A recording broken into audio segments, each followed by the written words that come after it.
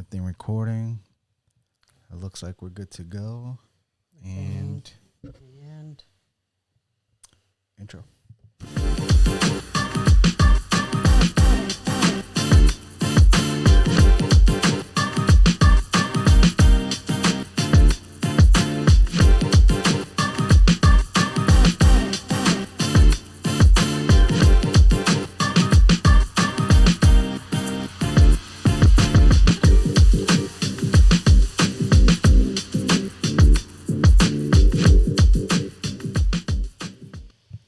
Yo, what's up, everybody? Thank you for tuning in to another episode of the Tina and Anderson Show. This is episode 6.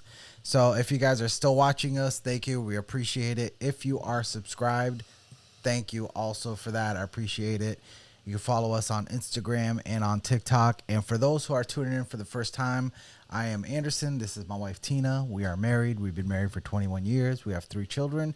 And we like to talk about marriage, feminism, red pill, and how we feel that traditional marriage is much better. And that's how we feel, and that's how we live our marriage, and that's how we feel it works. So we talk about that, and if you disagree, let us know in the comments. We appreciate it.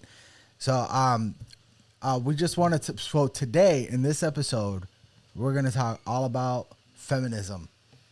There's going to be a lot of things we're going to be talking about feminism today. So usually in our format, we have a little discussion, then we watch a TikTok or a reel, discuss that, and then we read a Reddit story and we discuss that. That's pretty much what our format is until we get into the groove and maybe change it up a little bit, but that's what we've been doing so far. So if you do have any questions or if there's anything you want us to talk about, let us know in the comments too. We'd appreciate that also. Yep. So, all right. So we're going to start talking about how 7 things a feminist does after getting hitched, aka married. I saw this article and I was like, okay, I'm intrigued. I want to know. This is probably going to be a laugh, pretty good laugh for us, and it's probably going to get you heated. Oh my God, I can't even with this subject.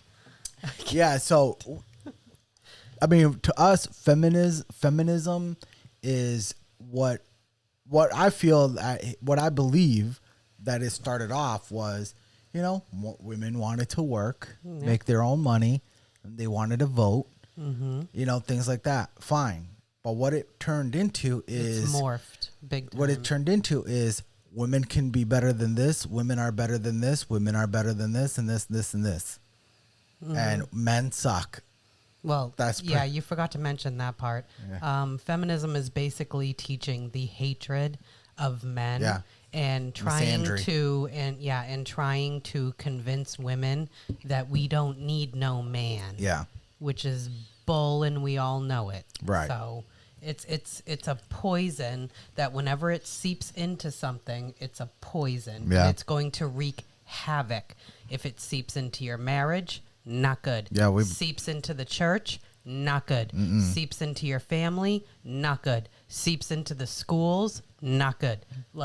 It's a destroyer. Yeah, is what it is. Yeah, so. It is. I don't think it's really modern feminism really hasn't really done anything good at all. No, it really it's making women angry and men more feminine. Yep. That's pretty much it. I mean, I used to kind of not fall hard, but I used to be I remember saying, oh, I have daughters, so I've turned into a little bit of a feminist because I have daughters. I was kind of falling into it and things like that. But once it started getting crazy, I started realizing, okay, I don't want it to turn into hating men, and then I started looking into more and more into it, and I started realizing, oh, sorry. I didn't turn off my phone. Yeah, but then I started to realize this is it's bad. It's not really good. And then when you start reading statistics on what it's doing to marriage, families, schools, things like that, it's just not good at all. I mean, to me, to be a feminist, I'm sorry, you basically have to be selfish. Yeah. And I've said before, you cannot be selfish and be married. Yeah. You can't. That's going to destroy your marriage. Right. Yeah. That's why I don't believe in Absolutely. happy wife, happy life. No, As happy spouse, happy house. Like bunch of bull is Yeah. what that is. Right. Absolutely. So here we got the first one. First one is like, oh my God, seriously? They evaluate their feelings towards the word wife. See, this is why I think a lot of them use the word partner. Yep. See, this is why we don't like the word partner, because it replaces the actual titles that you hold when you become married. Husband, wife. So instead they say partner because it's more vague.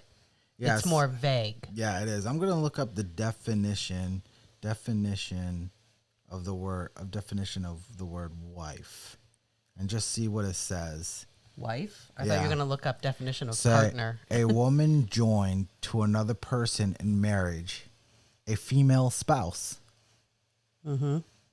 I mean, a woman, an adult female. I mean, that's pretty much what a wife is.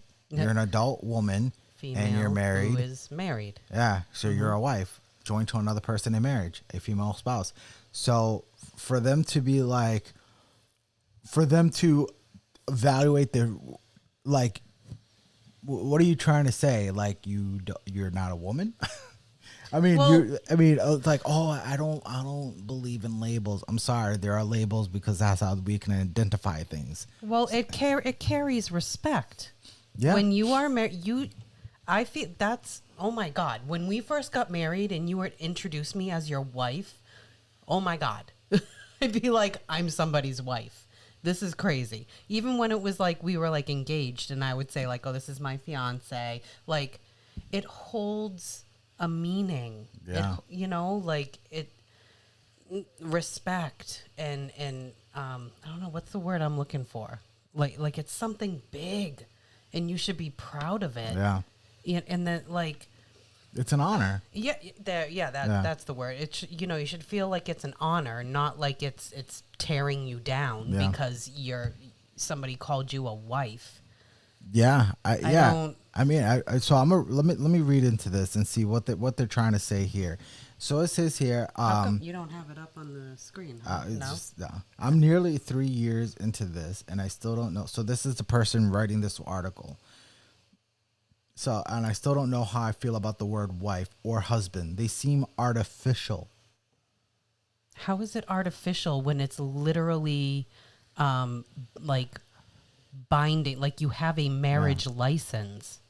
It's like it says. See, this is the thing. It's like they're attached to the neat little 1950s pictures.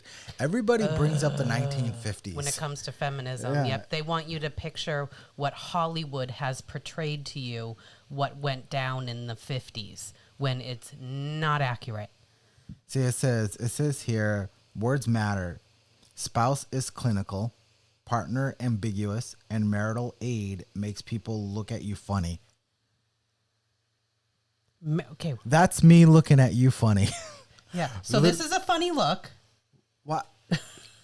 Okay, if we are out in public and I say it's my wife, I'm her husband, nobody looks at us funny. This is weird. Like, this is false reporting is what this is. This is not accurate.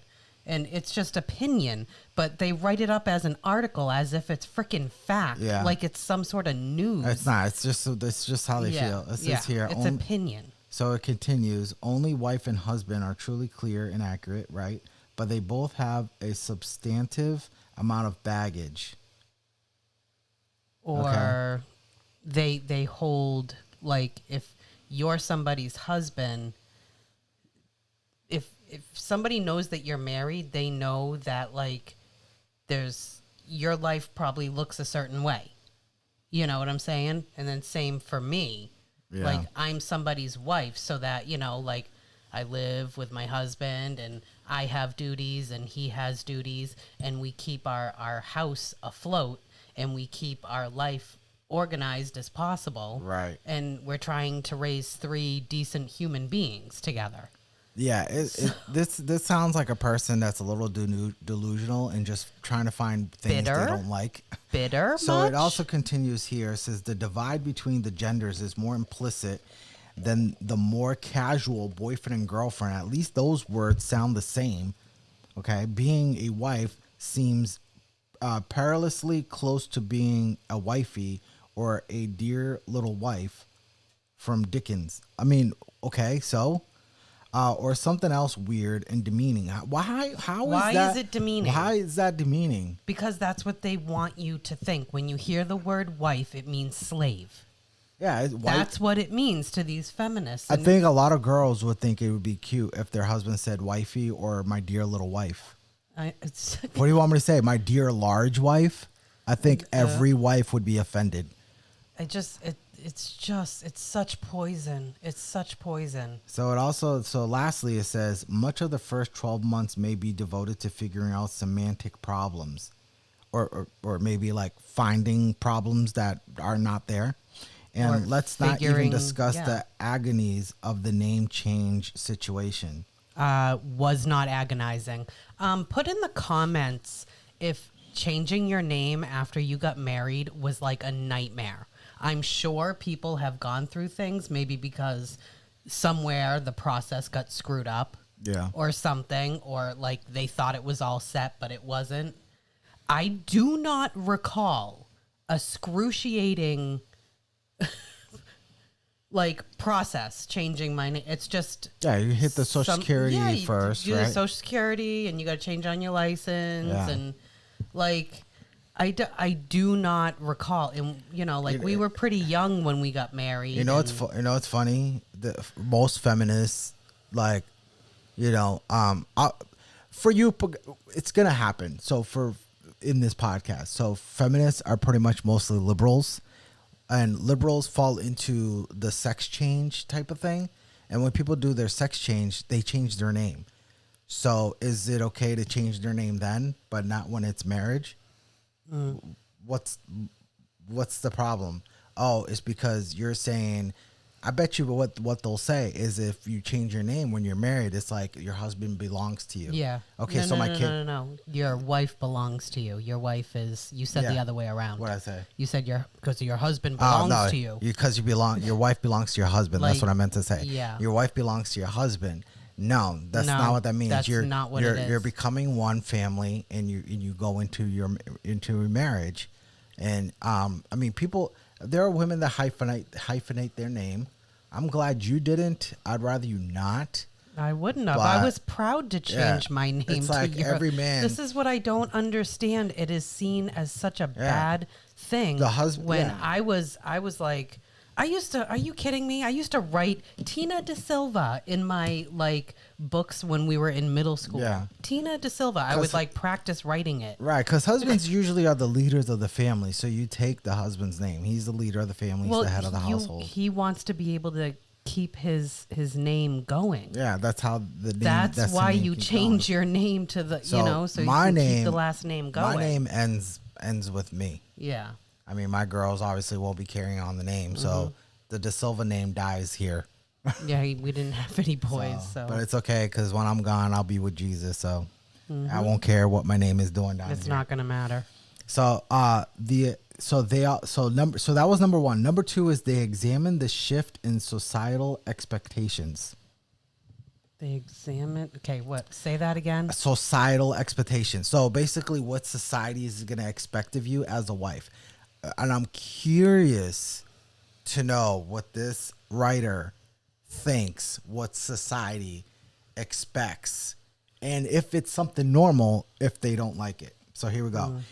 A wife is never just a wife. She is a vessel for a huge swath of societal attendant beliefs and hopes, often expressed in invasive or faintly bizarre questions.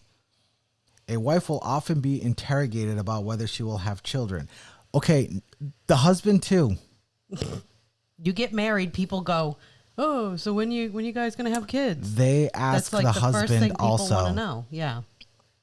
And I love how it's basically says that society expects things of a wife, a husband too. Yeah, I mean there's a lot on a husband's shoulders. When you get married, people want to know when are you going to start a family. People are curious. Yeah. Everybody gets this question, not just the wife, the husband too, because the wife can't do it without the husband. Yeah, hi. So men get this question also. we never got this question because we had a kid before we got married.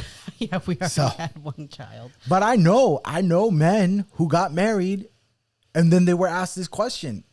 I even asked it when I know somebody, a friend of mine that got married. I'll be like, hey, so when do you think you're going to have kids? I don't go, you know what? I have a question for your wife. When are you going to have, like, I don't do that. Like, it's the men too, not just the women. Both people got married. So when people hear like, oh, so-and-so got married, and then, you know, like time goes by and like no kids, you kind of go, are they gonna have kids? Yeah. Are they not doing that? Or like, you know, like you start to ask like, well, they've been married for a year or two. Are they going to have kids? Is that not in the picture? Yeah. And they don't get interrogated. It's like you're put in a dark room with a light flashing in your face. No, that's what you're when picturing. When are you going to have kids? Like that's not happening. You're not getting interrogated. That's not happening. I mean, that's a little much there. Yeah. So, the choice of wording.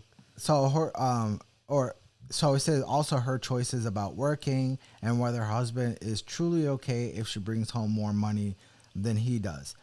All right, so I got a couple of things to that. All right, so for modern women, most women we know, there's very few women I know where they're married and even though they don't have kids, they're not working. There's very few. One of them is our daughter's friend, right?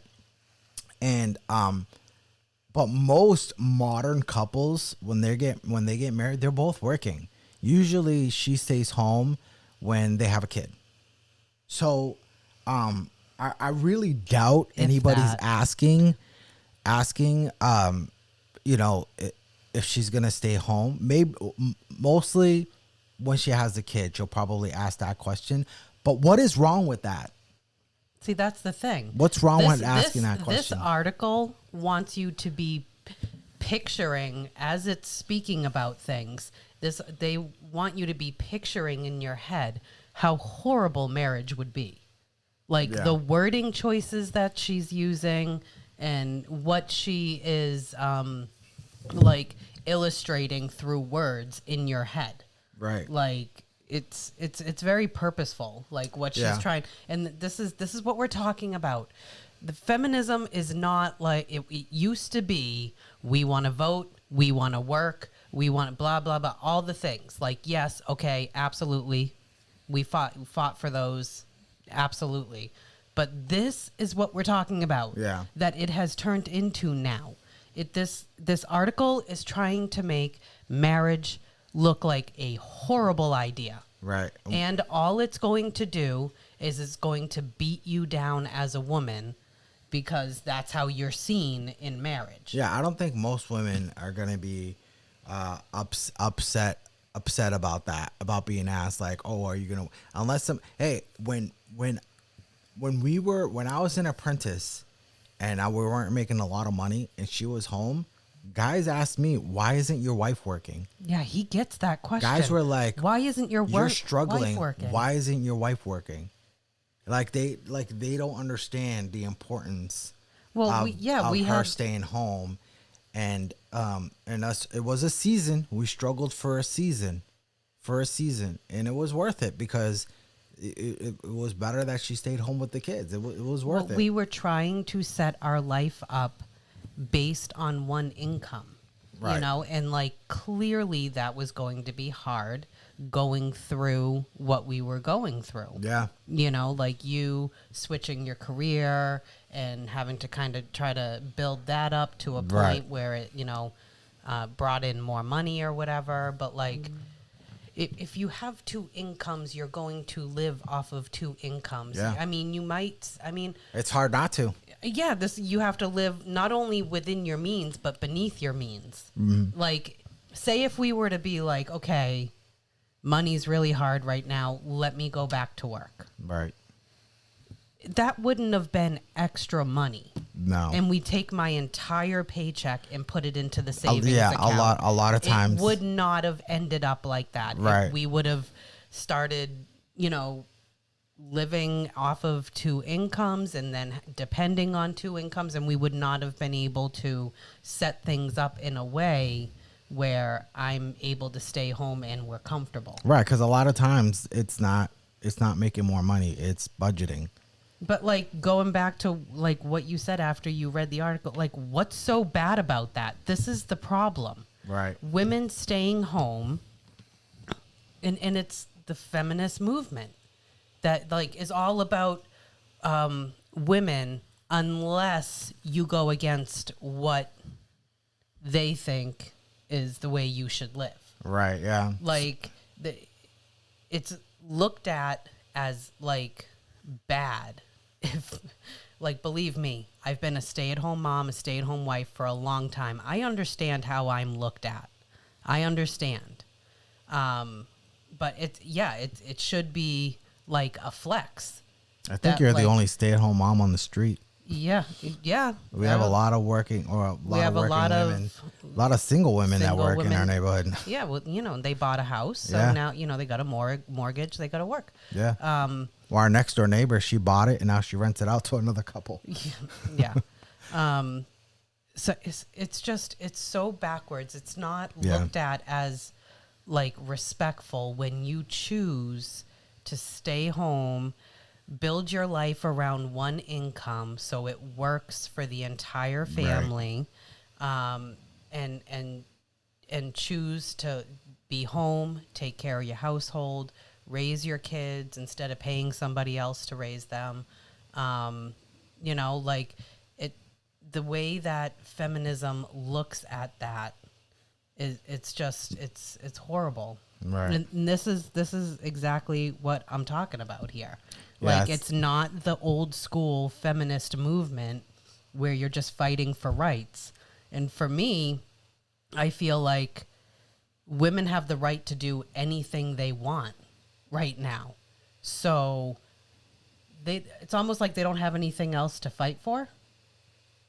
Oh, they're fighting about stupid things now. So now they're finding other ridiculous things to complain about, and then that's where the hatred of men comes in, like down with men. And so I just want to get on to finish this, what she has more to say here. So in addition to, says how she be integrated, she would have children, or her choices about working, but whether her husband is okay if she brings home more money than he does. Most men don't care. I always said that if my wife made more money than me, I would still work, because men are natural providers. We're naturally providers. I know there are some stay-at-home dads, but that's few. That's not the majority. That's a small, tiny percentage. Most men want to be providers. Most men feel they are better at going out and working and making money.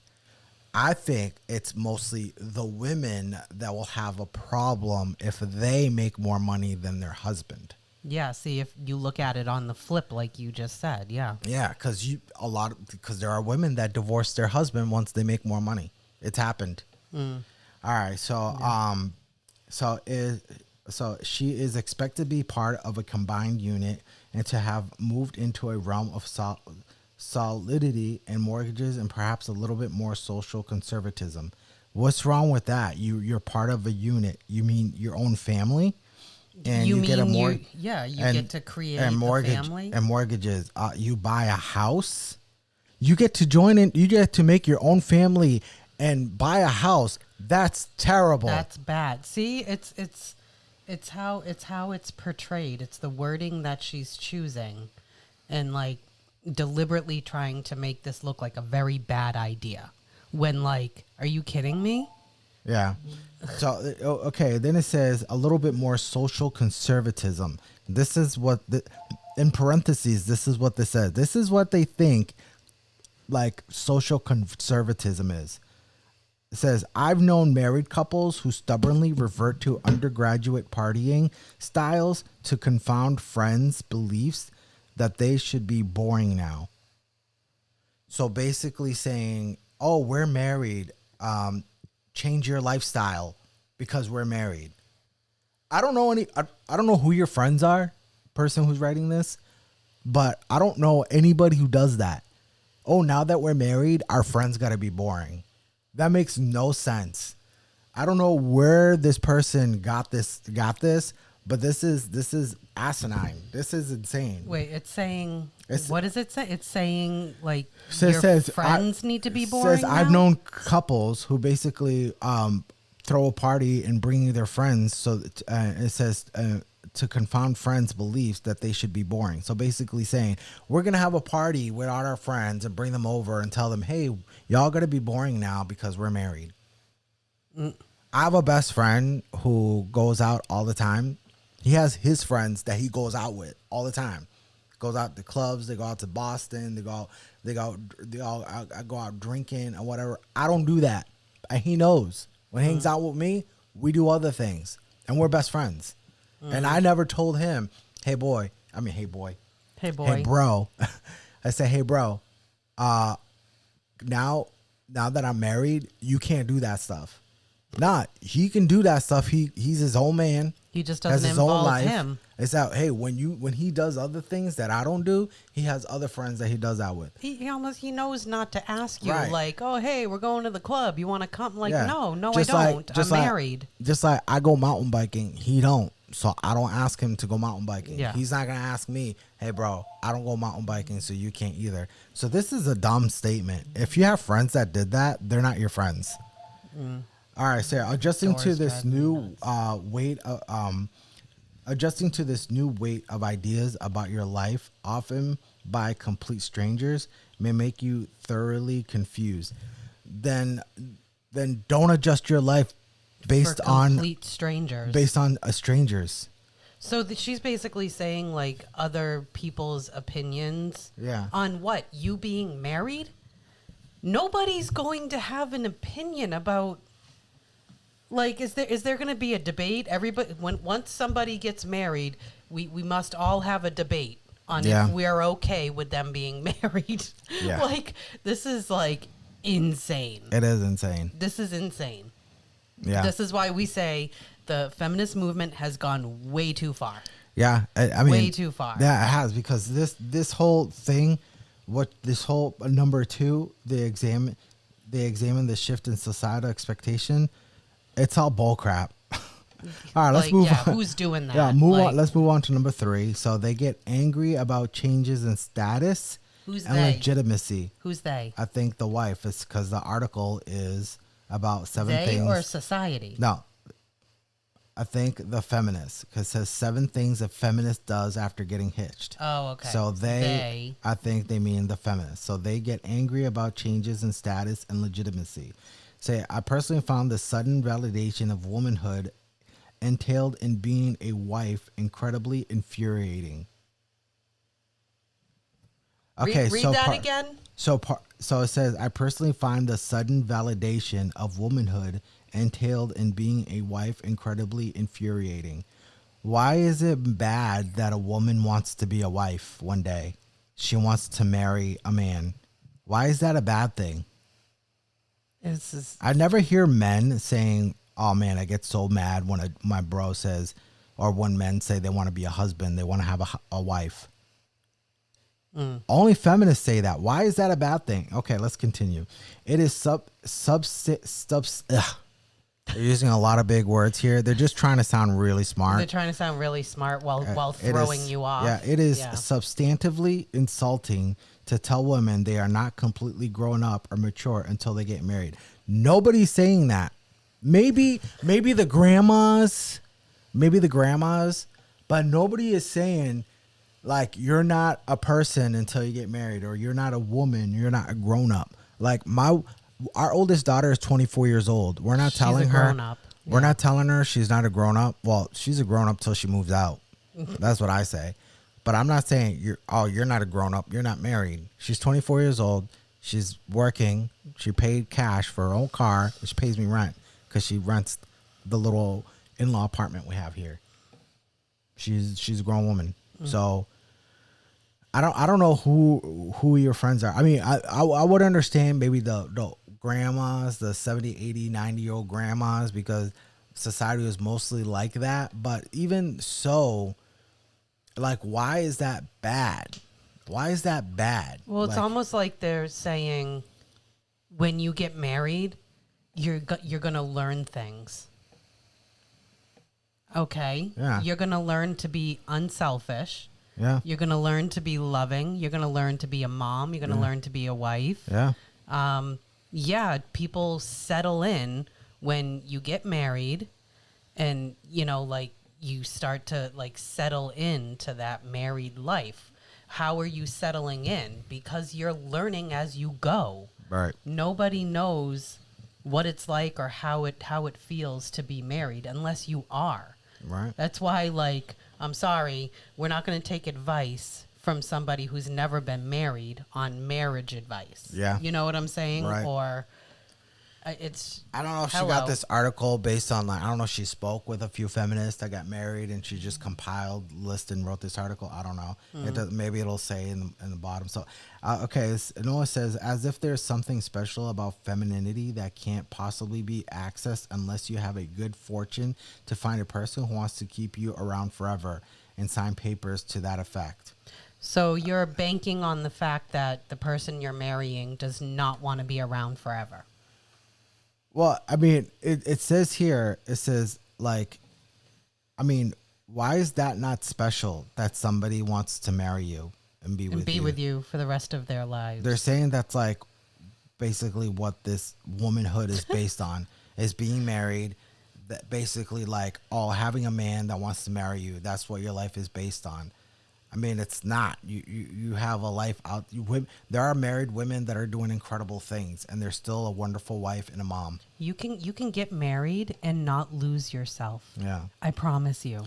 So this is something that becomes creepy, discovering for the just married woman that she has been elevated and adulted and should therefore be praised. It's a weird and uncomfortable situation. Okay, so why is it creepy that she has been elevated?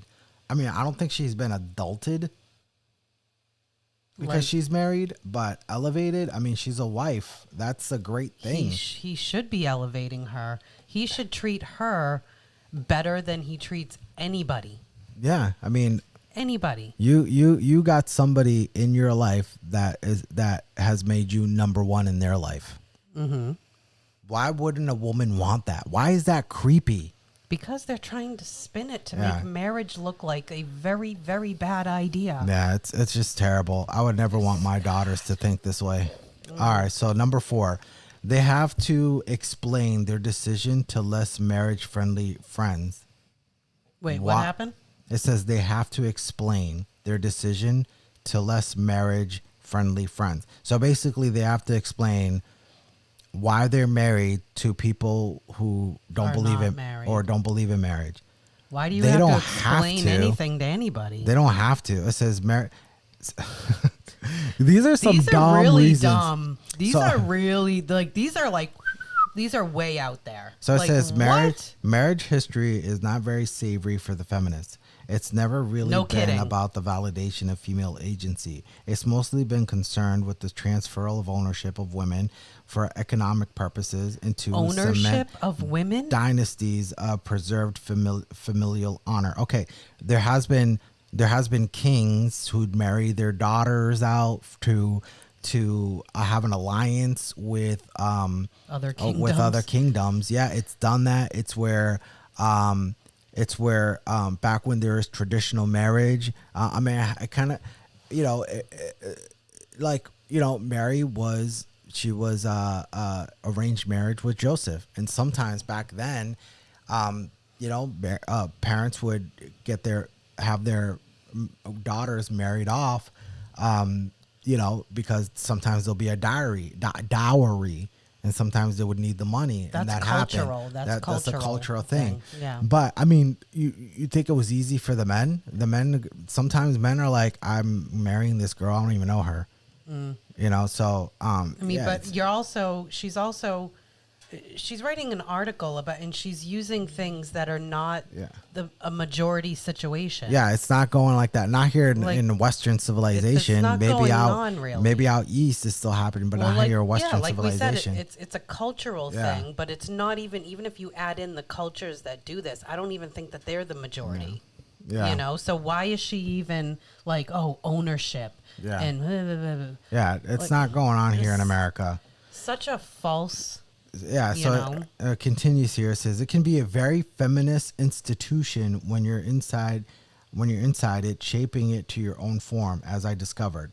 But from the outside, some friends may be faintly concerned that you've abandoned your principles of equality and are now becoming unconsciously subservient, as if wedding cake is somehow a drug and you wake up with a no role in directing your own destiny.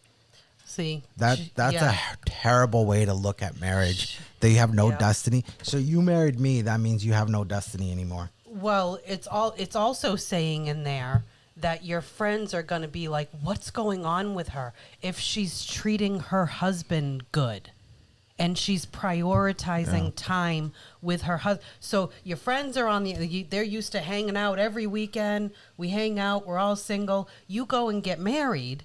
Now your priority is your husband, and if you happen to have kids already, your family. Right. And this article is basically saying, like, how dare she? What? How dare she if she didn't do that? Well, there's one thing I do agree. There's one thing I do agree. Your husband should be your priority. Your family should be your priority. Your home should be your priority. I'm not saying, like, goodbye to your friends. Goodbye. But they're not your priority. They can have their own families. You have yours. This is disgusting. Yeah. Well, there is one thing here she said I do agree on. It says when you abandon your principle of equality, you're not equal. No, you're not equal. Now, you have abandoned.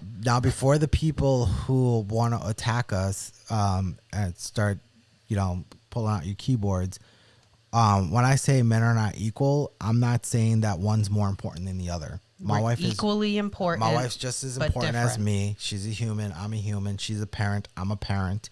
But we're not equal. We're not the same. I'm bigger than her. She's smaller than me. I'm stronger than her. Not bring the I'm same stronger than her. She's physically weaker than me. She's a better cook than I am.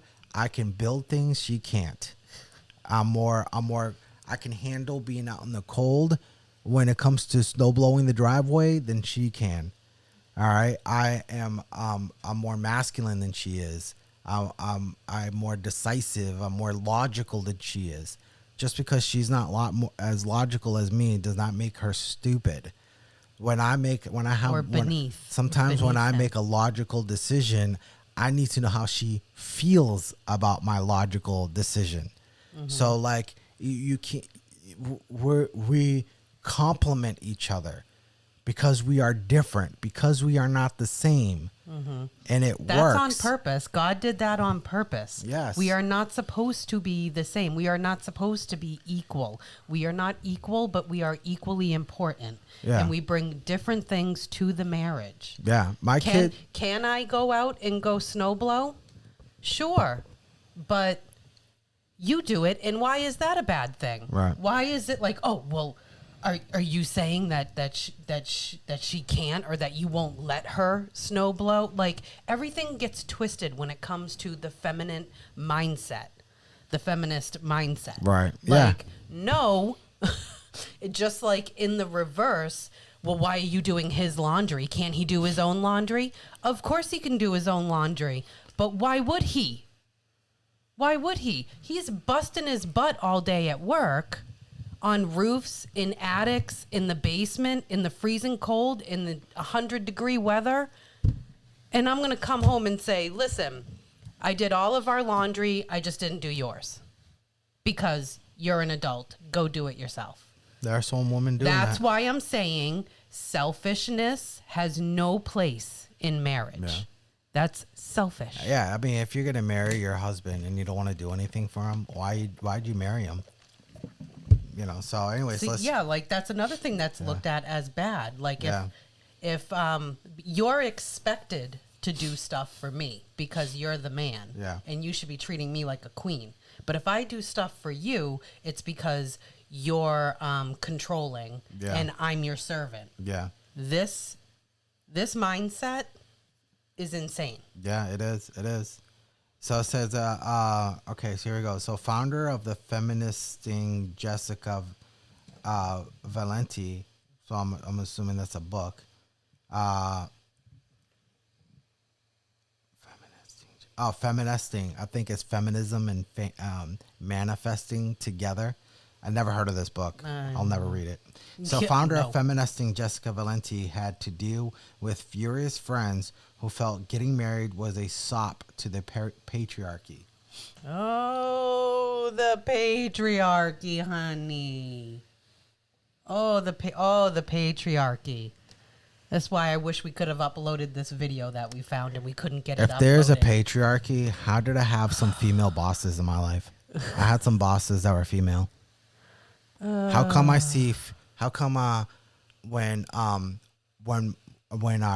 our daughter's ex boss wouldn't give her stuff, we went to the police station. It was a female cop that helped us. Mm-hmm. So how come our new president is picking women to lead departments in his cabinet? Mm-hmm.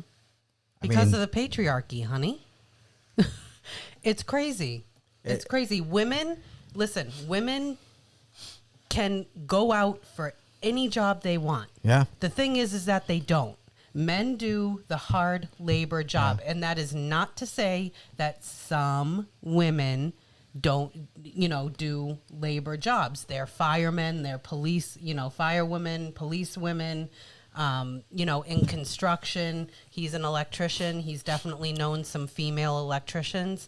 It's not the majority. No. The majority of females are still doing the same kind of jobs that they've always done when they were fighting for their rights way back in the day. Yeah. They're still doing those. They work with people. Yeah, they work with children. Yeah.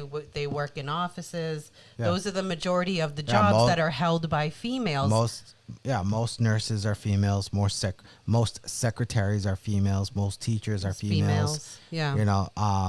Things like that. These are just statistical facts. Yeah. So, I mean, the patriarchy, and then the whole thing about men get paid more than women do. Men are doing the harder jobs. Men are working more hours. Yeah, we have mother's hours if we're working. And like I say about everything, that's not everybody. Is there some where it's the opposite? Mm-hmm.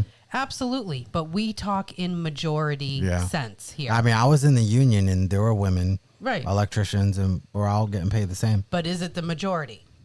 No. All right. So let's jump on to number 5. Say they feel vaguely disconnected from their new role.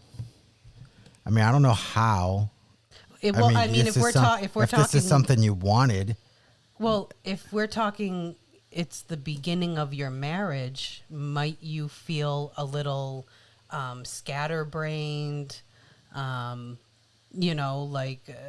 Just like how your life is now as a married woman, you living with another person. Maybe you were went from living at your parents' house to now living with your husband or living with your wife. Right. And it's you're trying to figure everything out. Right. You're going to feel a little disconnected from the life you had. And now all of a sudden, I mean, that's crazy. Now all of a sudden you have a totally different life that has to include this other person. Right. It's a complete mindset switch. And you got to start thinking differently because it's not just you. Yeah. So might you feel a little disconnected? Sure. Yeah. I mean, it says here, I'm going to read the whole thing. What is a wife? What does wife do? Does a wife have a sex the way I do and argue the way I do and kiss her partner kiss her partner more or less than I do? In the first year, I often felt weirdly as if I were being followed around by the ghost of my own wifehood, pointing out mysterious ways in which I was feeling my new job. Wife was not a category I recognized or particularly knew. None of my friends were married, and there was no model on how to be myself and fiercely feminist and loudly grumpy about sexism, and then go home to a male marital partner at the end of the day. Oh, so feminism got in the way, did it? I understand this disconnect or discomfort isn't uncommon. How does one wife, it's a verb, right? In case you're wondering, one wife's largely by being oneself and having a ring on a finger. Okay, so it says here, so pointing out mysterious ways in which I was failing my new job, like being a wife. If you just got married and you're failing being a wife, that's okay. It's new. Well, that's what I'm saying. If we're talking at like the beginning of the marriage, this is literally everybody and anybody who gets married 100%. Like you have to like settle into your new normal. Yeah. You know, because like you're literally going from, you're either living by yourself or you're going from living with your parents to now living with your new husband or wife, and your lives are now intertwined with each other. When before you were just dating and it was so cute and you saw each other when you could and you had dating life organized, you know, like when to see each other and making sure that you made time for each other, blah, blah, blah. Now you're married and it's like you live together, but how do we keep all of this organized? Yeah. It's weird because everybody. the way this article is, I'm reading this article so far, it seems like it sounds like she's like forced. She was like forced to be married. Like if you want to be married, you know, if your boyfriend proposes to you and you say yes, you obviously want to marry him. It's like she married her husband and then all of a sudden had all these issues about it. It's like, why'd you get married? Let's see. She says, there's no model on how to be myself and fiercely feminist and loudly grumpy about sexism and then go home to a male marital partner at the end of the day. Yeah, because that doesn't exist. She's basically like, so I've been like fuming all day on how much I hate men and how much I hate the patriarchy, and I'm like fuming on this all day, and then I have to go home to this man. Yeah, I mean, I don't understand. You allowed feminism to like come into your marriage, and now you're wondering why you're raging all day. Yeah, because it sounds to me, she's like, how can I be a feminist and a married woman at the same time? Right. Well, not only that, but like fiercely grumpy, she says. Why would you want to? She's like in a bad mood all day, and she's been taught to hate men, that they are the source of all of our problems, and then she has to go home and love her husband? Yeah. This is why we say it's poison. Yeah, it is. It's poison. Well, here's number 6. They get frustrated when the husband is prioritized. All right, let's see what she means. No, you may not speak to the man of the house. No, you should not direct all of your letters about money, mortgages, rent, insurance, or any other material purely to the dude in this marriage. Both our names are on the documents, no matter what they are. You do not get to choose to target him as responsible one. Who is saying this?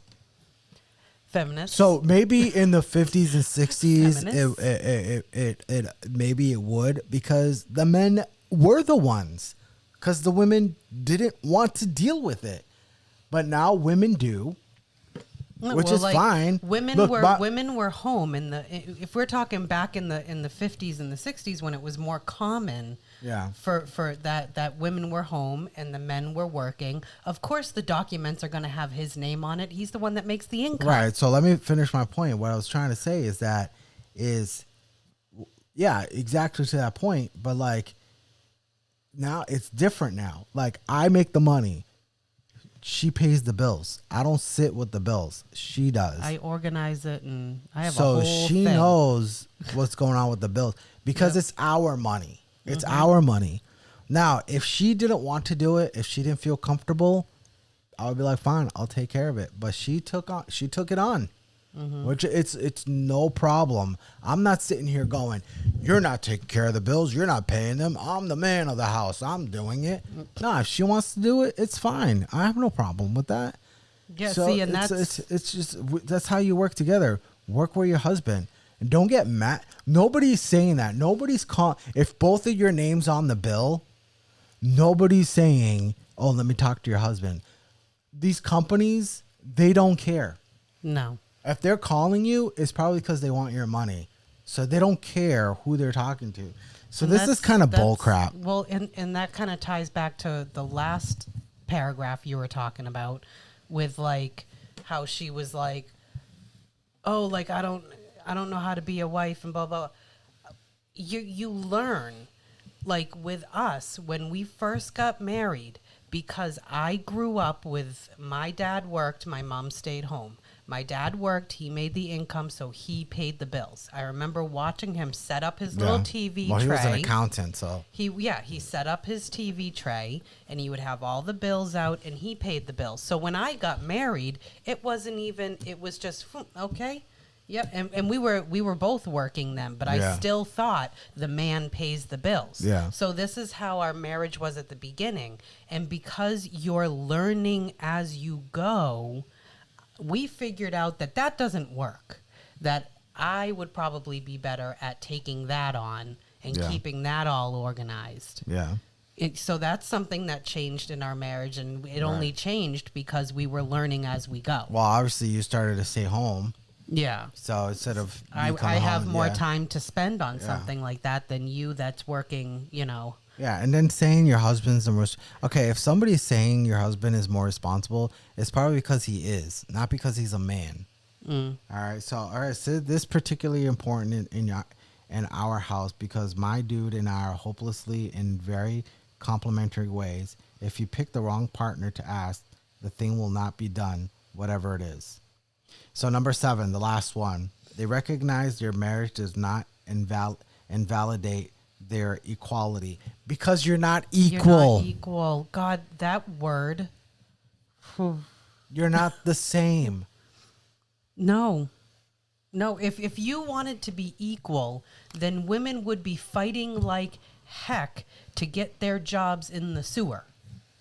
They'd be fighting. Well, that's in the job place, but at home. Yeah. At home, like if there was a knock at 3 a.m, am I gonna be like, "Hey, it's your turn this time. I did it last time. Go check." Go check who's knocking at our door at 3 a.m. Yeah, I don't think so. And then when you bring this up to feminists, they hate that example because they have no answer for it. They hate it. But it's like, you hate true. men until you need one to protect you. Yeah, men are the protectors. And a lot of times, like if somebody broke in, there are feminists that say, "Oh, like who's gonna fight off? Oh, we can both do it together." All right, okay, who got the kids? Who got the kids? Somebody breaks in your house. Who's got the kids? I would say, Tina, you get the kids. Yep. I'm gonna go in the face of danger. I'm gonna take care of this. I don't care what happens to me as long as they can get away. That's what a man is thinking when somebody breaks into his house. A man becomes animalistic because this is his territory. Just like with any animal, you get into their territory, they're gonna get fierce. That's what happens when you break into a man's house. Well, not only that, but near your kids. Yeah, especially when your kids. The same thing happens with any other animal. He reverts back to his animalistic ways, and we will fight, and we will fight you if you break into the house. So that's why men usually have a weapon or a gun, and that's what they do. They will face the danger to protect their family. Women won't do that unless the man is not around. Then a woman will become a mama bear. Mama bear. Okay, it happens. Okay, when it comes to protecting your kids, a woman becomes the mama bear. But when there's the man in the house, the woman is the mama bear. But the mama bear is taking the kids and getting out of Dodge because that's her focus. While the husband the focus takes it head is on. the kid. That's why when going back to when saying like, going back to which one was it? The husband is prioritized. So the one before, okay. When our daughter is born, when either one of our daughter is born, we're not priority, and we're okay with that. We're fine with that because our instincts kick in is make sure mom is safe. Make sure mom is okay. Because when mom is safe, when mom is okay, baby is safe, baby is okay. So we want to make sure we do whatever we can to make sure mom is okay. That's why we help mom get in the car, make sure the baby's safe. We're driving home. That's why we get angry if somebody is swerving on the street because he's like, I got my newborn kid in here, my wife that just had a kid. What's the matter with you? Like, that's when we become overprotective. You know, we make sure she's okay. And that's why like the first, few weeks while mom is focusing on baby, the men will be like, we'll do the dishes, we'll do the laundry, we'll do whatever. You focus on the kid. We don't mind being the background because that's our instinct. We don't go, oh my God, what about me? I mean, there might be a time where everybody's like focusing on the mom and the daughter and the baby and everything, and the men are like, I did something. But we're not going to fall into deep depression for it. Yeah. We understand, okay? Yeah. We understand. And the little recognition that we get, we appreciate it. Mm-hmm. We appreciate it because we know we didn't go through the pain. Mm-hmm. We didn't go through being uncomfortable for 9 months. We understand that. So to say that you're not, the husband is prioritized, it's like we might be prioritizing some things, but so is the wife, and we don't complain about it. So that, to me, it's like you're competing with your spouse, and you can't. You can't compete with your spouse. You can't. You got to be supportive of your spouse, no matter what they're doing. Do that, and the feminist movement would literally be against everything you just said about, like, I don't need a man to protect me. Yeah. I can protect myself. Yeah. Well, here in this house, we live in reality, where I am fully aware that if somebody broke in this house at 2 a.m, he's going to face the danger head on. I'm going to make sure that the danger doesn't reach the children. That's what I'm going to do. Yeah, I'm fully aware. And how have we fallen so far down this feminine pit that is viewed as a bad thing? Protecting your home, protecting your family, protecting your children, like, that would be viewed as like, because feminism, I can do it myself. Because I can't. Yeah, feminists are telling women. I don't want to. Like he said, if he wasn't home and this all went down, of course something's going to kick in with me. Yeah. Of course, that's going to happen naturally. But like, I don't want to. I don't want to confront the big huge man that just broke down my front door. Yeah. Like, I don't want to. He can do that. Yeah, feminists are telling women that if you're not like a man, that means you're weak. Well, there also you're less than. Which is not the case. You just said that you cannot compete with your spouse. No. That's what feminism is. Yeah. It wants women to compete with men for everything. You will be in a forever competition with your husband if you follow their ways. Yeah. I would never want to compete with you. And then they wonder why they're lonely and miserable. I mean, and we can go on. We're going to move on to the Reddit, to the TikTok video, but I just want to say that we'll probably talk about this more in another episode. But unfortunately, feminism has seeped into our church. Mm-hmm. It has, where women are not being submissive wives. Mm-hmm. They're not, they're not being the Proverbs 31 girl. Mm-hmm. And being submissive does not mean under our thumb.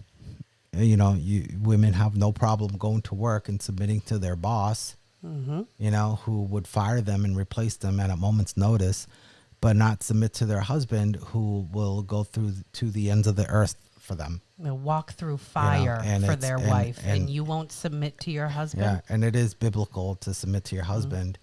And unfortunately, there are women, Christian women, and even pastors' wives. Not where we go, not the church we go to, but we've been to a church where the pastor's wife tries to compete with him, tries to be better than him, and won't submit to him, and it's unfortunate. And we've seen it in the church, with wives. We've just seen like the destruction that it causes, as it pummels through, as it pummels through a marriage or pummels through a church or whatever, a family. Wherever it goes through, it leaves destruction behind. Right. And it's very unfortunate. And instead of women, trying to help other women through their marriage, there are Christian women that have encouraged other Christian women to get a divorce. And it's very sad. It's very sad. So, but it's seeped in there. So we'll probably talk about that in another episode more in depth. So let's get on to our TikTok video. Video. Yeah, so it's a TikTok video. I know sometimes we get some Instagram reels, but I think this one might be an Instagram reel. I don't know. We'll know. Well, where is it? All right, here we go. So here it is. Aren't men getting married? Well, the bottom line is it's a raw deal. For men, it's a really raw deal. The benefits are heavily outweighed by the dangers and the risks. If you're a man and you divorce, the outcome usually favors women massively. You can end up losing your home, half of your pension, half of your wealth. You can end up not seeing your children. And studies have shown that men are more adversely mentally affected by divorce than women. So, and there's also a lot less support networking. Yeah, so right there, this is when the law comes in. So that was, I think that was the courts. Right. So that was England, but I think England has like harsher like laws than here in America. But yeah, when it comes to the law, this is so marriage has been sacred, but when the law got into it, it really has ruined it for a lot of men. Like what he said. A lot of men don't want to get married because they are afraid when they do get a divorce, they're going to get screwed. And they most likely they will. I'm in the trade, and unfortunately in the trade, a lot of men are divorced, mostly because, they work a ton of hours and it affects their marriage. They come home and they just want to just come home and have a beer, and it affects their marriage. And a lot of times they have gotten screwed. I know a guy where he still stayed in the house with his ex-wife and she was bringing men home.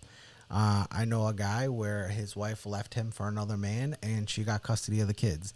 I know a woman who cheated on her husband and then wanted sole custody of the kids and child support, but she's the one who cheated. Like there's all these horror stories. And, lucky for me, we got married young, but you hear all these other young guys in their 20s, early 30s who are not married, and they're hearing this stuff.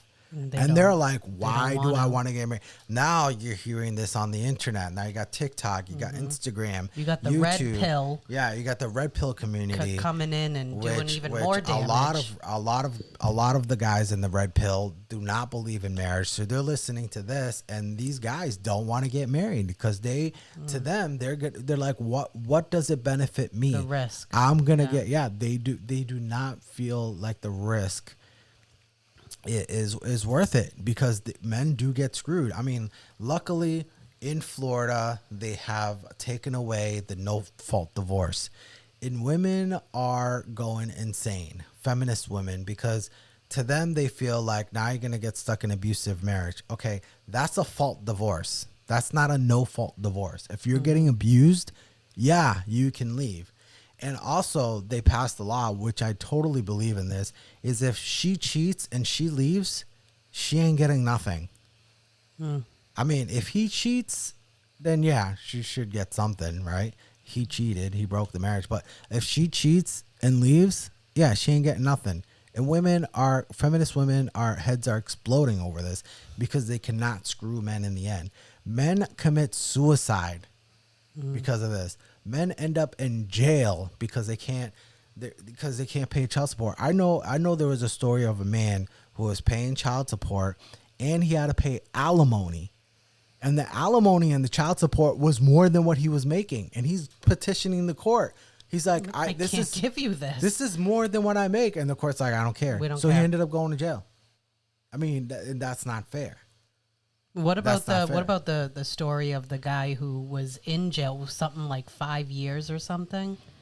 Oh yeah, and it turns out that the kid's not even yeah, his. the kid's not his. Yeah, He was in jail for years. right. So Kid's not even his. So something has to be changed in the law because the law has really scared a lot of men. Now, men in the faith, we believe that we look beyond the law, and we believe that marriage is more than what the law states. We believe that it's a union between a man and a woman, and it's recognized by God, and it's what God wants us to do. God created us to do this. What God wants us to do. But I mean, I do feel there are some Christian men that are still scared because Christian women have divorced their men. So it's also like, men have to be more vigilant. Men have to be careful when they're dating and really make sure that, their woman really believes in traditional marriage, really believes in working on a relationship, and you work together and you invest in your marriage. But it's been affecting a lot. This has been affecting a lot of relationships and a lot of marriages, and it's sad that men do not want to get married. Yeah, the law scares the heck out of them, and you cannot deny that as a female that the courts favor the female. Yeah. You cannot. You have to do something very, very, very bad in order to lose your kids to your husband. Yeah, or to your ex-husband if you're getting a divorce. So mostly if the woman has full custody, you can't say the man was terrible. He might be an amazing guy. But if the man has custody, that means the woman, the mom is trash. The woman is trash. Or she didn't want the kids. Yeah. And plus the courts make money off of divorces. Yeah, they do. They make a lot of money on off divorce of lawyers and divorce lawyers. Yeah. Oh my God, they make a ton of money. Yeah, it's a business. Mm-hmm. It's a business. People are making money off of your misery. Yeah. So it's better something else. Invest. It's some of these cases that you see they're so twisted, and you wouldn't think that they would ever happen. Like, how is this even happening in America? Yeah, and the women know the law is in their favor, so they put the knife in and they twist. And it's really sad and not real, like we talked about in the last episode, where it's collateral damage, where the woman is doing this to her ex-husband, and you think the kids are not seeing this. They are.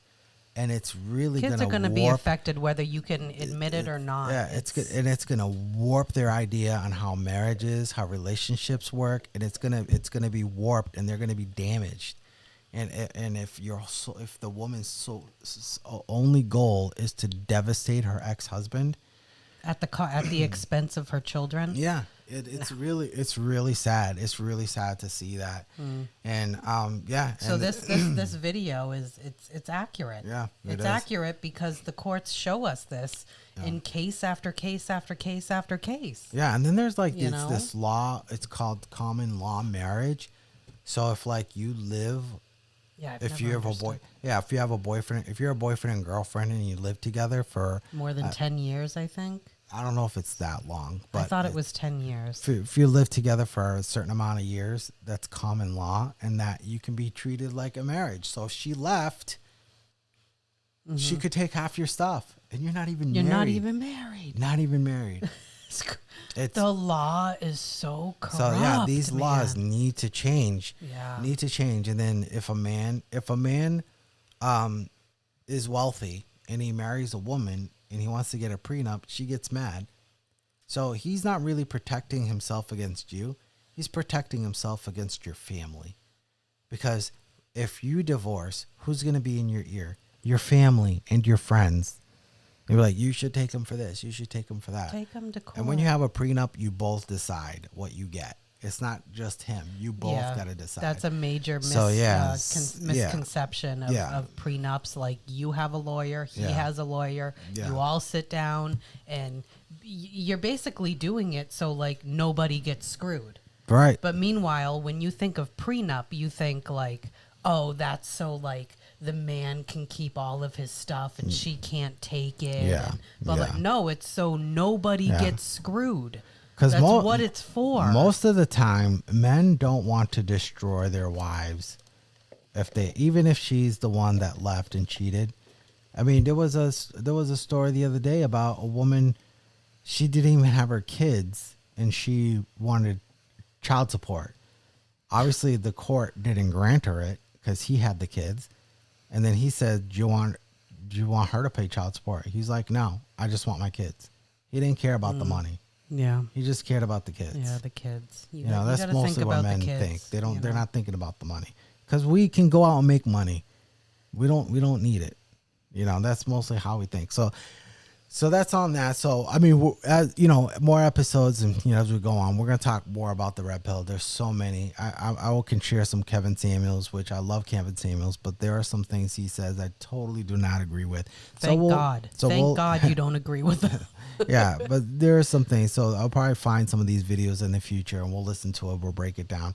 So we're gonna go into this Reddit story. And it's pretty good. It's a pretty good one. It's pretty much somebody asking a question. We're gonna respond to this question. Then we're gonna read somebody else's response. So first one here, I'm gonna read it on my phone. Actually, let me see if this works like we did. Yeah, it does work. Okay.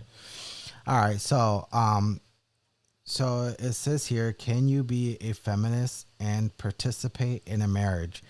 So this if you're married to a beta. So this is kind of like, you know, the article I was reading in the beginning of the video. It's kind of like this kind of ties in. So it was already edited. It says, as someone rightly pointed out, I forgot to add that my friend and I live in South Asia. I suppose cultural context is quite important. All right. Okay. So they live in South Asia. So this isn't a Western marriage. So I guess feminism does exist in South Asia, I guess. Yeah. Everywhere. Are you kidding me? So it says here, over the last 5 years, nearly all of my women identifying friends. Women identifying. I don't know why she had to say that.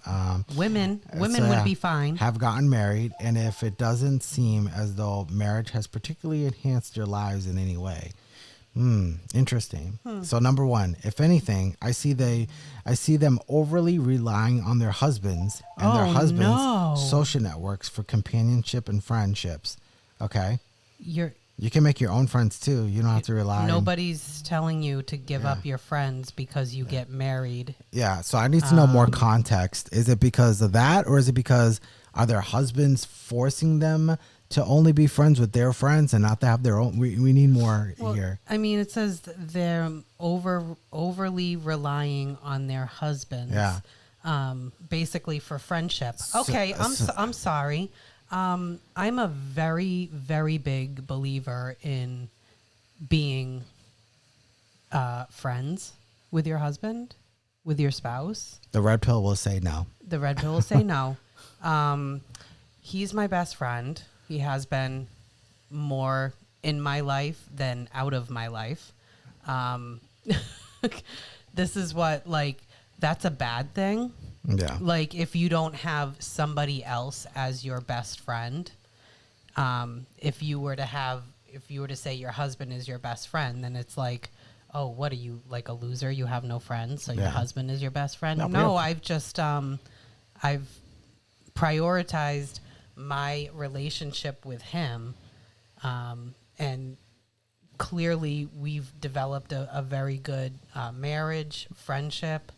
You have to. Well, you want to, because I love your other friends come and go. This is what I'm saying, and I love the people that are like, oh yeah, no, we're just friends. You know, like it's like a male and a female. Oh, we're just friends. Okay, and you do understand that you should be friends with the person you're dating, or you should be friends with your husband.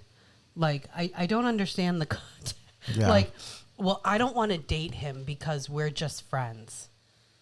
Yeah. Well, you do understand that you have to be friends in order to date, right? Like, it's just... You want to get along with your spouse. You want to have fun with them. Right. You guys go on trips together. We go on dates together. We want to have fun. Yeah. Why not be friends? All right. So number 2, it kind of ties in with what the article we were reading says. Some of them changed their last name, which involved a lot of paperwork, not to mention changing your identity after 30 years is wild to me. Okay. Identity? So when you became a Da Silva, were people coming up to you and be like, who are you? I don't know who you are anymore. Hey, man. Dude. Do I know you? Oh, my God. insane. So does being married add stuff to your identity? Yeah. Absolutely. You're now a wife. You're now a mother.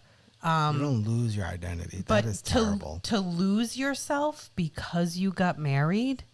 Imagine telling our daughter that. Imagine telling our daughter is about to get married, and then you tell them. Imagine telling them, if you take your husband's name, you're gonna lose your identity. Imagine saying that. Yeah. That's terrible. I mean, I would never say that. No. That would. No. First of all, that would make her second guess her marriage, and make her feel like marriage is a bad thing. It's not a bad thing. So I don't want to beat a dead horse on that. That's so insane. 75% of my married friends have stopped taking their careers and own personal interests in pursuit of joy as seriously as they did before they got married. Okay, so priorities. So you have different. You might have. There are sacrifices in marriages, and sometimes you got to sacrifice. Men make sacrifices all the time. There are so many things that men want to do that they don't. I was talking to a guy where now that like his youngest son is in college, and I mean in high school, and he's like doing more things that he loved to do when he couldn't do when he was younger. He's like, I've been fishing more. I've always taken my son fishing, but I couldn't take him all the time. And then I didn't go by myself all the time. Now I've gone on fishing trips. He's come with me. He hasn't come with me, but I'm doing fishing a lot more than I used to because my kids are older. So it's like, you don't lose yourself or your hobby. And then career. I mean, sometimes women want to stay home with the kids. I mean, I think that's a noble thing. Saying here, and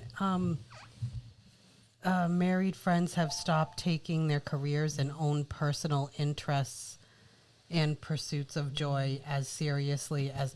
Well, what do you mean? They're not taking their career and interest as seriously as they did before. Okay, so they're prioritizing personal interests. Yeah, we were just talking about you can't be selfish and be married. Yeah. So this person has a problem with a married woman maybe putting some of her focus on somebody else besides herself. All right. Right. Which is a problem to this person when it is crucial in a marriage to consider the other person. Yeah. To prioritize the other person. People think that like I'm being denied something when I'm denying myself. Yeah. And not only am I denying myself, but you're also not treating me well because I'm saying that I put a focus on you. Yeah. And because that focus is on you, it's off of me. Right. Now, does that mean that I'm not focused on myself ever? I get my nails done. Yeah. I mean, every 2 weeks. It's crazy. Like, it's crazy how people, when somebody gets married and they create a family, it's crazy how people think it's wrong when they put their family first. Yeah, this is what I'm saying. And like, that's part of like a winning formula. That's why I'm saying selfishness does not belong in a marriage, like which also means feminism does not belong in a marriage because it promotes selfishness. Like, how dare you put your family first? They see this concept as insane that I would take the focus off of myself for even 5 minutes to put onto you, to make sure that you're good, to make sure that you are mentally sound, that you're eating healthy, that you're taking care of yourself. You want to know what? Because he does the same for me. And I won't be able to eat healthy without her. But that is to be expected. He's expected to treat me like that. Yeah. But if I treat him like that, I'm like losing myself. I'm neglecting myself, and he's also neglecting me because I say I put focus on him. Yeah. I like to do things for him. I like to take some stuff off of his shoulders whenever I can because he does the same for me. But that's expected, But then when I reciprocate that, it means that because I'm doing that, I'm neglecting myself. And not only that, that means that he's neglecting me also. Yeah. The mindset is so twisted. It is. It's so twisted because of feminism. Yeah. Because I can do it myself. Yeah, Like- it's terrible to put somebody first that puts you first. It's bad. All right. It's crucial So in a let's marriage. we'll continue on to the second part of this Reddit story. So this one says they have an entirely new family, husband family, to cater to and factor into their lives. This is time consuming and sometimes annoying. The same is not always expected of their husbands. Okay. What? So your dad wanted me to go over his house and fix stuff. I've done that. Okay, now I mowed your mom's lawn because she couldn't do it, because she needs help. Mm-hmm. I'll go and shovel the driveway. She wanted some shelves put up. I did that. Didn't I just say that all these things are expected of the husband? You like what is this even talking about? That the same is not always expected of the husband? There is so much to be expected when you're a husband. So it says cater to and factor into their lives. Okay, I don't expect you to cater to my family, but they are a factor because they're an extension. They're part of my family. And you have an entirely new family. Okay, great. How is that bad? Your kids' bloodline is part of that bloodline. Why wouldn't that be a good thing? No, that's but part of their history. Okay. And how is it time consuming and sometimes annoying? What are you doing that is time That's consuming? selfishness, because this person seeing that as taking time away from themselves and putting your time and energy into somebody else. Oh man. It's selfishness. Yeah. It's so much selfishness. But doing something for the homeless is okay. Right, yeah, or People you for don't your know. boss. People you don't know, which it should be okay, but you don't know them. But when you do stuff for your family or your husband's family, It's because you're some sort of a It's- slave it's bad. and you're being people who forced to do it. people Yeah. who love you because you're my parents love you because you married their son. So them being part of your family, that's bad. It makes no sense. Okay, so if we're talking about the extended family, they're not my priority. No. Is not, Yeah.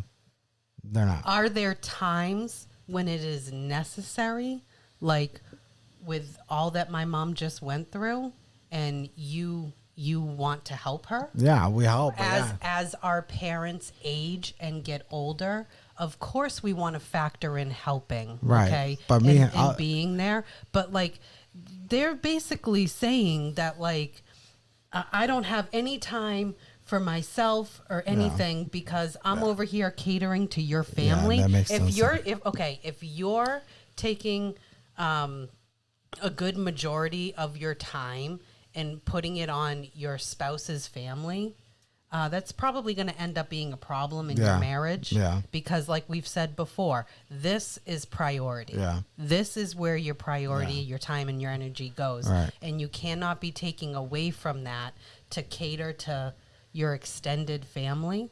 Yeah. It- Yeah. That, no. Yeah, me doing stuff and helping your mom is Annoying. it's not affecting us. It's not And like it's not annoying. it's not like oh, Anderson couldn't fix this because he was at my mom's house doing this. Like, it's not affecting us that No, way. it's when, it's necessary as your parents age and everything.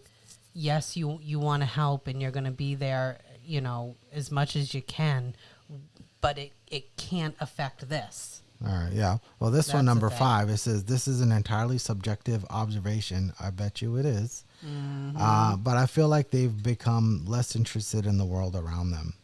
What do you mean less interested? Like they're putting their family first? This is this is the way this person sees this, because she's selfish. She doesn't understand taking away from oneself to give your and prioritize your time to somebody else. Yeah. This is literally foreign to her. You know, Yeah. it's that's insane. Yeah. And then Become less interested in the world around them. First off, we're not in some freaking haze, some days, Right. and like we don't know where we are, and we just Yeah, fall onto our husbands. you're not going to Like, be interested in things that most Things single women change. are interested in. Yeah, but like also like you're now married, Yeah. so life just naturally changes because of the things that marriage brings Yeah. into your life. You're married, you're living with someone, then come the kids, Yeah. and taking care of the house and having holidays at the house and events and Yeah, when the birthday kids- parties. And when the kids are older, our life will be different. You Right. know, we're not It's a catering. season. We're not catering to kids all the time. And Our will life be- is already yeah. different. Remember like when the kids were tiny. Yeah. You know, like Well, mostly because it's a season. yeah, they're older and I make more money now. When they were younger, I didn't make a lot of money. No, so we struggled. So, Big time. So speaking of money, says about 95% of them make far less than their husbands and rely on their husbands financially. Oh, no. So most men are most likely to work overtime. Okay, and most men pick the higher paying jobs and more dangerous jobs. So, trades, you can make six figures in the trade. A lot of women are not taking those jobs. Women want office jobs, and there are office jobs where you can make six figures. But the more sophisticated ones like STEM fields, not a lot of women in STEM fields. Not a lot of women doctors. I mean, these are jobs where you can make a ton of money. And the doctors are Women are still choosing not to do them. But the men are most likely to work overtime. Men are more willing to work overtime than women are, and that's why. So, and most women do not have a problem relying on their husband financially, because if I'm willing to work more overtime than you are, why wouldn't you want me to rely on me? But how Men are the providers. How are we here? How are we here that this is a bad thing if you make enough money that I can financially rely on you? Yeah. And not only that, I have enough trust in you that I can rely on you. Yeah. A lot of women say stuff like, well, if you stay home, what if you get a divorce? There is no what if we get a divorce. That's not my mindset. Mm-hmm. How toxic is that to be thinking like that? Yeah. Oh, I need to have a job just in case I divorce my husband. Like, Yeah. Yeah. like what? It's so warped that this is what the feminist movement has done on how to view this subject. Yeah. If he makes enough money, why is that a bad thing that I trust him so much that he can keep this job, that he's reliable and he shows up to work and he's not going to lose his That's what I job. say, where you're talking, you can't see your face. Yeah, I just I know. realized that. I know. Well, it's all different. Like, why? How is that a bad thing? Yeah.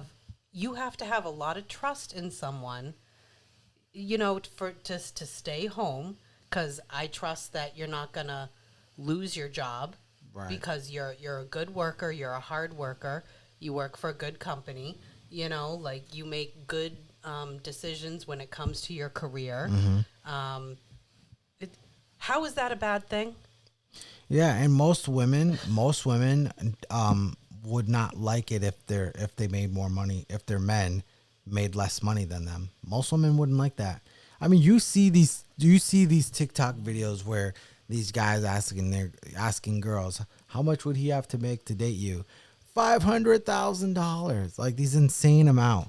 So women want their men to make more money. And they do. What percentage of men make that amount of money? Not a lot, like less than 1%. Less than 1%. Yeah, you're So really diminishing your opportunity to find a Yeah. man if that's your criteria. So here's the last one on our list. They have less personal space and seem to have less autonomy on their decision making. Okay, so they can't make decisions on their own because they became one with their husband. All right, so they seem to be fine with this. Yeah, because they understand how marriage works. Because All these women are from upper middle class families. They all have master's degrees. They're intelligent, have held jobs, yet they somehow seem to have settled for this life, heavily influenced by the repressive ideology pervaded by a patriarchal culture. Okay, who's brainwashed? Yeah, this is the worst I one. I don't think these friends they have that are married, I don't think they're the ones that are brainwashed. This is going back to what I said. Her view on marriage is so warped, and these ideas within marriage are so foreign to her. Yeah. That she's like, this is all bad. Yeah. This is all bad. Meanwhile, we're like, yeah. Yeah, so basically what I got out of this, it's bad to put your husband number one. It's bad to trust your husband to lead, and it's bad to trust your husband to provide. And it's bad that your interests are more focused on your family than on yourself. It's bad. That's a bad thing. That's basically what she's saying. So we just use the word submit. So they're basically saying it's very bad for you to submit to your husband when Jesus calls us to, submit to our husbands because our husbands submit to God, and we submit to God too. Well, if you're gonna submit to a husband that submits to God. If you submit to a man that submits to nobody, that can get very messy. Submit to a man that submits to a higher power, mostly God, because this is a man that you can trust to make good decisions and make godly decisions for the family. That's the type of man you want to submit to. So that's why I always tell men, you want your wives to submit to you, be a man that they can submit to. Worthy of my submission. Yeah, worthy of them submitting to you. Yeah. So yeah, this is just to tell you guys, this is how we see feminism.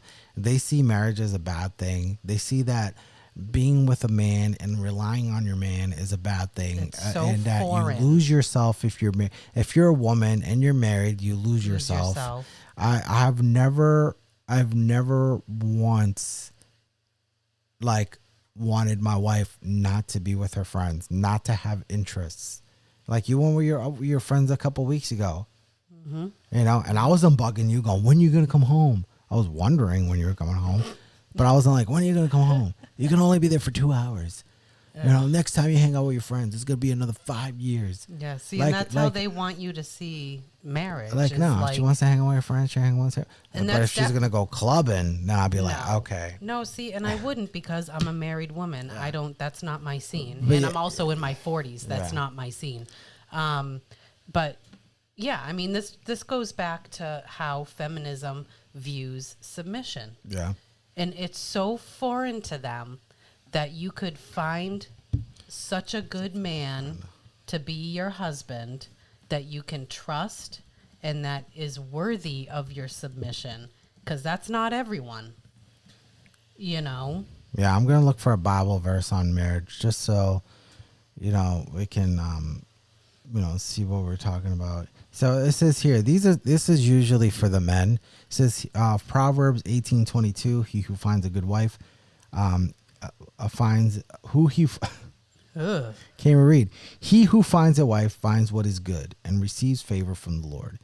So it's a good thing to have. It's a good thing for men to have wives. So this is the one we're talking about. Wives, submit yourselves to your husbands as it is fitting to the Lord. And then husbands, love your wives and do not be harsh with them. See, that's where the feminist movement leaves that out. See, that's Colossians 3:18-19. See, yeah, they'll leave that out. They leave that out. They only read wives submit to your husbands. Yeah. But they don't say, it says for us not to treat them harshly. Love your wives and do not be harsh with them. Yeah. God would not want us to treat our wives harshly. It's not. It would be a sin. They are the mother of our children. They are our helper. So we're not going to treat them harshly. So women, just remember that the submission to a husband is submitting to his leadership, submitting to him to be the leader of the household, to the protector It's and the not- be it's the not protector and the enslaving. provider of the home. And It's it not says, enslaving yourself. That's what society. Yeah. That's how they want you to view it. That's not it. Yeah. Look up things in the Bible and get clarification. If you think that submitting to your husband means that I'm his slave, that's not what it means. yeah. So here's another one. This is Hebrews 13:4. Marriage should be honored by all, and the marriage bed kept pure. To God will judge the adulterer and all the sexual immoral. That's, I mean, you basically honor your wife and your spouse. That should be the only person you are with. Mm-hmm. That is it. That is the only person you keep you pure. You do not ruin this marriage. And the last one I want to read is Ephesians 5:25 to 26. This one? Yep. Husbands, love your wives just as Christ loved the church and gave himself up for her to make her holy, cleansing her by washing her with water through the word. Yeah. So see, what that's did God? leadership So because he submits to God. So God gave himself up. So men are instructed to love our wives so much we will give our lives for them. And I mean, I think that's a man worth submitting to, a man that will give his life to you. And that's what we want to teach our daughters. So this is feminism just speaks against all of this. This is what God wants for us. And this is why we believe traditional marriage, godly marriage works, because God created it. So, and when we go away from how God wants it, it just becomes a mess. And he gives you the blueprint. Yeah, he does. He gives you the blueprint. Like, this is why we don't do this. This is why we should do this. Yeah. This is why our mentality should be this. Yeah, exactly. You know, like he gives you the blueprint. Yeah. Well, that's our time today, guys. Thank you for tuning in with us and listening to us, our rant on feminism. Hopefully you found what I'm going to put the article, the website in the description, but hopefully you found what we said very interesting. And if you want to hear more, let us know in the comments. Again, follow us on Instagram and follow us. Don't forget to like and subscribe and hit the notification bells. Yeah, share the video. Share the videos too. Video. And if you follow us on Instagram, you know, we make our reels shareable. You can share those. And also you know, like, subscribe, hit the notification bell. Videos come out every Tuesday. So yeah. So this is it. We'll see you guys then on 7. on the next Tuesday. So Peace. peace.